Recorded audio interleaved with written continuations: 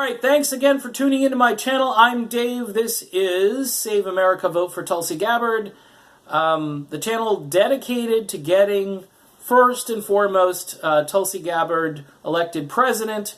In the immediate future, it looks as though we're going to help get Tulsi on that debate stage, as thanks to the hard work of independent media this weekend, Tulsi Gabbard is now only 8,000 unique donations away from that debate stage where, of course, the mainstream media is beginning to sharpen their knives because they know if that anti-war message slips out onto that stage with all of those anointed candidates that they have, then it could be the end of them. People might actually clap. They might actually cheer when she says that the Iraq war was a mistake, or that we shouldn't be in Syria, or that we shouldn't be in Venezuela. Those are just crazy concepts. I've seen this movie before, though. It happened to Ron Paul when he ran for president in the Republican Party. Even though he was winning all the straw polls and doing really well, they just completely tamped down on all that excitement. And yes, there are more neocons probably on the right than on the left. However, I would say the number of neocons or neolibs in the Democratic Party has increased since the whole Russiagate thing. Because here's the thing, if you're touting Russiagate, then you have to be neoconservative or neoliberal. And all the so-called left-wing media, or whatever you want to call it, they've all continued the thing and said, hey, we got to see this report, there's obstruction, there's a lot of unanswered questions, we got to keep this alive. Look how stupid this is, because even if there was something, which I don't think there is, but if there was anything, it's 2019, the election is next year, so you're going to what? Put the country through impeachment proceedings, and then you'll get Mike Pence? I mean, all of that's going to happen, and then nothing else is going to get talked about. It's a crazy idea, and look, the media needs to just become the media again, but they're not. So that's why progressive and independent media is doing a great job, and I would also say some conservative media outlets are doing a good job because they were right as well. So there are a lot of people across the political spectrum who aren't invested in the neocon narrative, who think that this Russiagate thing is ridiculous and that we need to talk about issues. We're never going to resolve our differences as Americans, or at least come to some kind of understanding of one another, if we continue to just be tribal in nature and not look at the big picture, like your kids, your grandkids, looking at the future of the country. I mean, if you care, you'll shut up, you know what I mean? You'll stop yelling at each other and actually listen, and then say, okay, that's, because I've been doing a lot of that with progressives these days. I've been, okay, that's why they believe this. However, I've not really been as exposed to hardcore progressivism as I was exposed to liberalism, which I think is different. It might not be different, but I think it feels different. Liberals just oppose conservatives. They don't really have any countering ideas, and progressives actually have those ideas, but they're deemed as crazy, wacky, too far extreme, and so forth, and I really don't pick that up. I don't think they want a command and control economy. I mean, most progressives I've heard want some level of, I guess, socialism or social intervention, maybe a stronger safety net to some degree. Nobody's advocating for a dictatorship that takes control of the economy and puts people under their control. I haven't heard that, Hasn't happened over in, Denmark or anything. So if it had, then everybody could say, well, it's just, we don't want our country to be like Denmark, and I'd be like, well, I think the people in Denmark are still free. I think they can freely roam about, they can do what they want to do.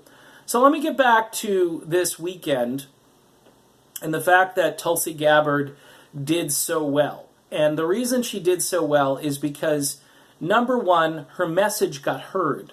And she went to California, which was smart because there's a natural constituency there. So again, Politico, who said, "Where's Tulsi? Her strategy is a little bit crazy. I mean, she's not conventional, and she's all over the place. But yet we can't find her." And hit piece, smear piece, that was an honest-to-goodness smear piece. And, of course, she went on a show like TYT, and I had mentioned I thought it was kind of a hit job a little bit. But in retrospect, it was good that she got difficult questions. Someone pointed that out to me, and that she was able to answer those questions. And she did a great job kind of hitting the questions back. I think there are a few progressives out there that are trying to out-progressive each other with the candidate that they choose, or they're trying to find fault in things where they'll say it's kind of like a conservative thing or a talking point that's a conservative talking point. I think you have to go down the list of things and understand that this person still has to run in a general election. They still have to have positions that appeal to independents and moderates and people like me who are on the right. Now, the reason I've discovered Tulsi is because her anti-war position is the most crucial position of all of them. And she has made that the centerpiece of her campaign smartly.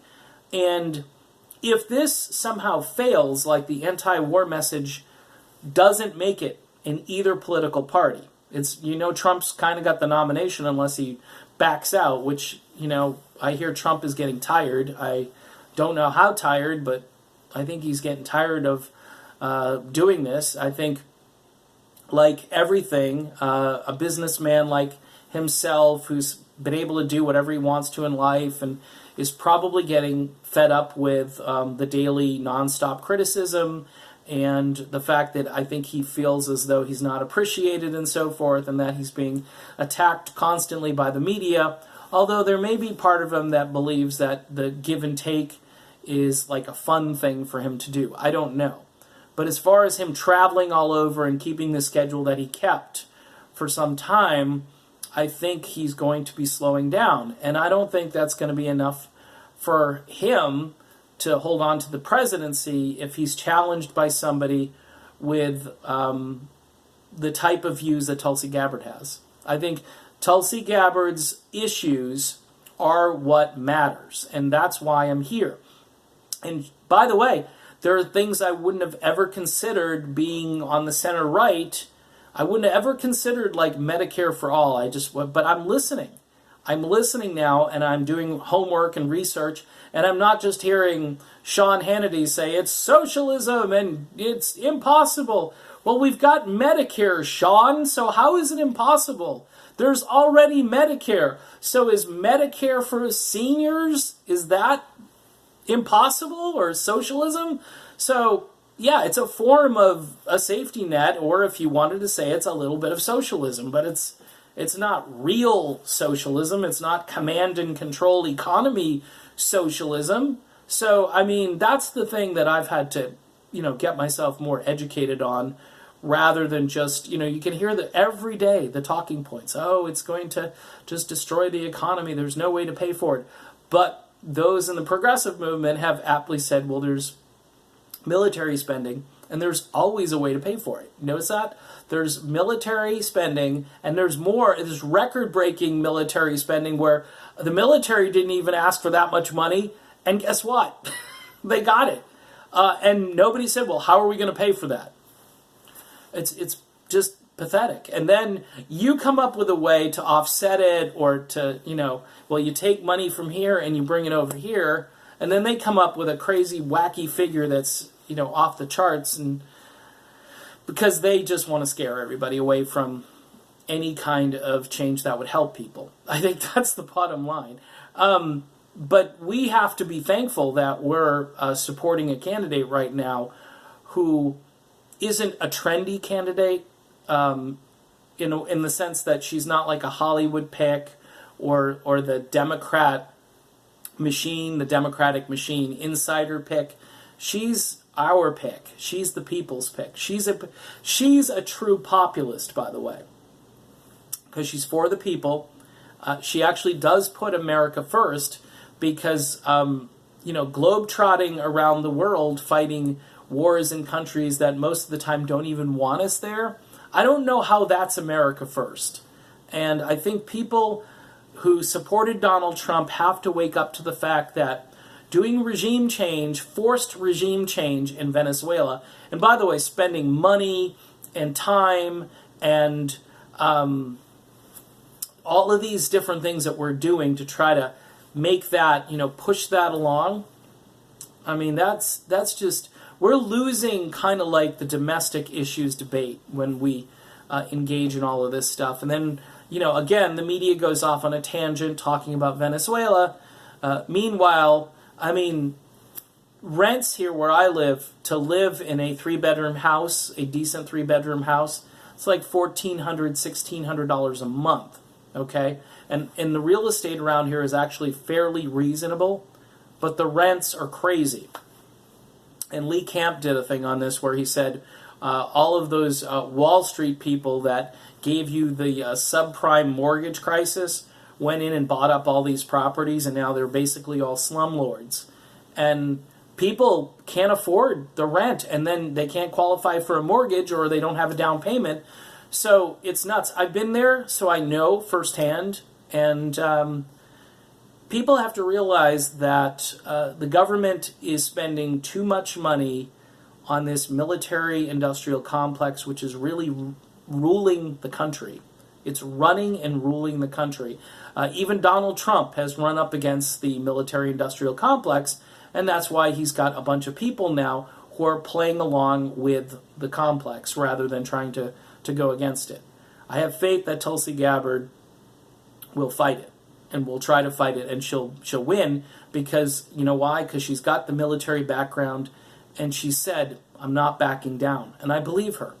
Trump is more of a guy who wants to be liked and wants to be popular, and I think Tulsi Gabbard is more of a person who wants to do what's right and to serve her country and to truly make America a better place, And I think she's the best candidate. And we found out this weekend that a lot of her donors think so as well. And independent media just rocked it this weekend. Jimmy Dore, awesome.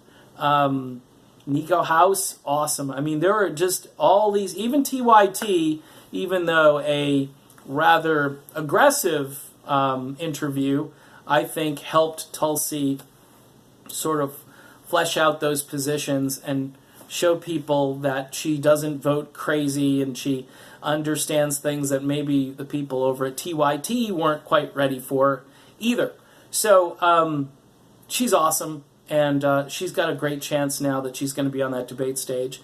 But the knives will come out, and they're sharpening them right now, and it's going to be interesting. I think she, if she gets the right questions, she can turn them around and absolutely make headlines the next day.